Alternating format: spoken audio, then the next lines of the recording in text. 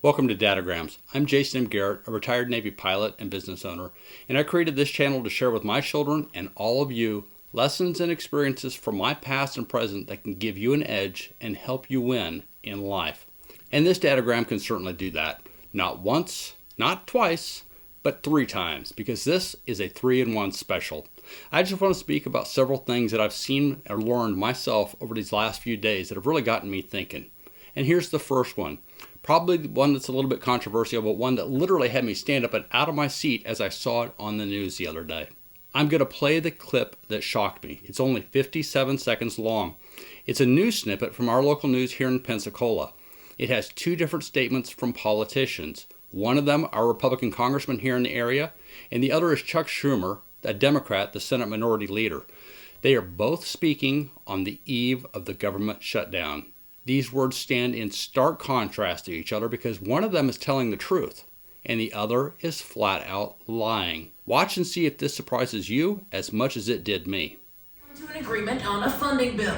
We're in a situation right now where the House Republicans did what's right. We passed a very clean bill, nothing on it. It's just 24 pages extending the funding of the government until November 21. Congressman Jimmy Patronis pointing his finger at Democrats, specifically Senate Minority Leader Chuck Schumer. His argument is he wants to provide health care for illegals, and he wants to prioritize health care for illegals over, law enforcement, military getting their paycheck on a regular schedule. Schumer disputing that claim Tuesday. The federal government, by law that we passed, does not fund health insurance for undocumented immigrants in Medicaid, period.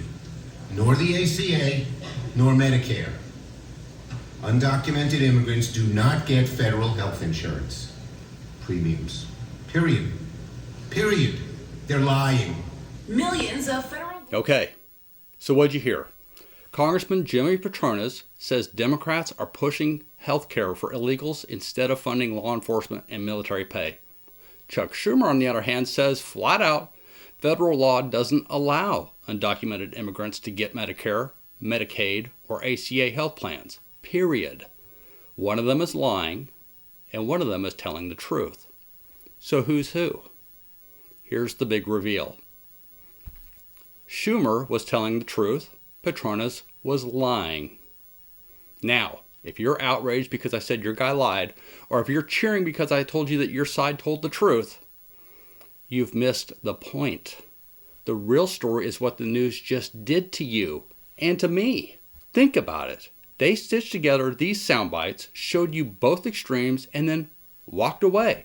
Heck, these sound bites could have been taken out of context. We simply don't know. And then, after this piece that I had showed you, they went on to something else. Our news never pointed out the real truth. They never ever did any fact checking or anything. They just left you sitting there, fuming or fist pumping, depending on your team. And what happens? You're hooked. You're outraged. And they get ratings. And it was just another example of terrible journalism meant to pit us against each other, all for the sake of outrage and shock, which leads to ratings and profits. And this is how modern news works. And it's 10 times worse if you're crazy enough to get your news off of something like X. It's not about giving you facts so that you can have informed decisions. It's about pushing your buttons because outrage pays. And you need to know that. Now here's the crazy part that got me thinking. I didn't know who was telling the truth when I saw this. I didn't know who was lying. So I had to do some research just on the sound bites that I had access to. And do you know where I went to do that research? That's right, ChatGPT. Only an AI could do all the reading through the bills, the rules, the laws, and get the answer in less than 5 seconds. And it gave me the answer calmly explained with resources to back it up. Wouldn't it be great if, say, the news did us all a favor and had a scroller at the bottom with a truth meter powered by an unbiased AI? How would you like to watch a debate or a politician's speech and right there on the screen it flashes true or false, just like a referee on a field? Folks, if I had time, I'd invent an app for that. Or if there is one, I'd buy it so that I could actually watch the news and listen to a politician so I'd know when I was being lied to. This day and age, it really isn't science fiction. It's the technology's there right now. But you may never see it on TV because truth doesn't drive ratings. outrage does. So I bring this up to you to ask you to be aware, to use AI to investigate the truth of things. That way you don't fall into the outrage trap. But of course you do got to be careful using AI because it can hallucinate and it can make errors. But it won't be long before you can rely on it to help you find the truth. And who knows, maybe that'll be a good thing. Or maybe it'll not be a good thing. It's truly hard to say, but the important thing is that at least I have you thinking. And while I've got you thinking, remember this. If you don't start demanding the truth, the outrage machine will keep running. And right now, people's patience is running thin. We're divided, angry, distracted, and we've got to pull our head out before it's too late. The truth matters. Real truth, not someone's twisted spin on an issue so their side looks better than the other. We need the facts, not the spin. Okay, so enough on that. There's something else that I've been thinking about. Here's another one. Again, probably another controversial one. It has to do with the way so many are emboldened to say mean things to each other online. It leaves so many feeling powerless to do anything about it, especially when the words are directed to them. So this thought is about how to take your power back. What can you possibly do against all the noise? Well, the answer is simpler than you might think. Meanness often can't survive the light. And I'll show you exactly what I mean. Let me give you two examples, one from my daughter and one from me. My daughter's in college and she loves to write and often contributes to her campus newspaper. And like anyone her age, she spends plenty of time online and she sees the kind of garbage people post. Nasty comments, insults aimed at specific groups, words that make your stomach turn. Most people either argue or ignore it. She found another way. She found one intensely mean comment aimed at a specific ethnic group that she took offense to. So she sent the person who posted it a simple message. It said, "Hi, I'm writing an article for the campus newspaper, and I'd like to quote you. Do you mind if I use your exact words with your name and age?" The post was deleted almost as fast as she typed the question. Why? Because outrage thrives in anonymity. People love to shout into the void when they believe there's no cost. But the second their words are tied to their identity and their real reputation, the courage evaporates. Now here's my story. We've all seen it. Road rage in action. Some guy weaving through traffic, honking, throwing hand signals like he's auditioning for some kind of an action movie. But I've noticed something fascinating. If you pull out a phone and point it at them like you're recording, everything changes. The middle finger disappears, the swerving stops, and suddenly they're driving calm and straight. Why?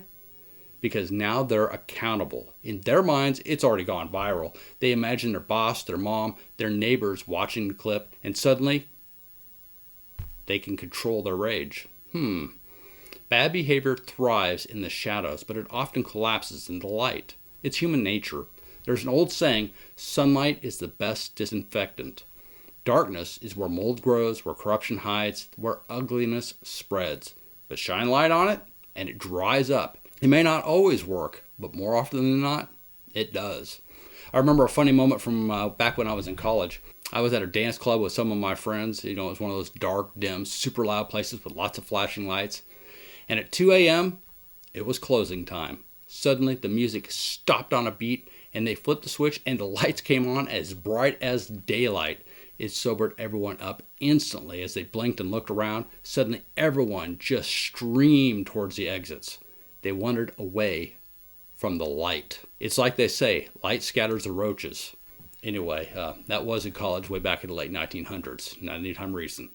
So what I'm getting at is that the same goes for meanness. Anonymous screaming, cheap insults, cowardly attacks, those typically only survive in the dark. Bring them into the light of accountability, and they wither. There are 3 reasons this principle is so powerful. First is accountability. The moment someone recognizes their words will stick to their real name, they measure them far more carefully. The second is self-awareness. Sometimes all it takes is a mirror. A camera lens pointed your way is enough to make you realize just how ridiculous you sound. And third, the dopamine dries up. Outrage is addictive because it earns cheap rewards, likes, shares, nods from your tribe. But once the spotlight turns negative, those rewards vanish and the fun evaporates with it. It reminds me of a story of a girl who was being bullied in school. Someone had sent her some really mean things in a text with some of her friends on the thread. It was meant to crush her, to break her. It was pure damn meanness. But the girl reversed it. Somehow, she had gotten the email address list for the entire school, staff and students, and she forwarded on with a simple question. Is this what it means to be a friend? Let's just say that the whole school was in an uproar and the bullying from that mean girl stopped instantly and never came back. Now, this isn't only about shutting down the screamers around you, though I'll admit that is satisfying. It's also about protecting yourself and even helping others snap out of the moments and recognize how badly they're behaving. Sometimes shining the light is actually a win for both sides. But here's the deeper part. You can use this principle on yourself. Ask these questions before you post, text, or hit send.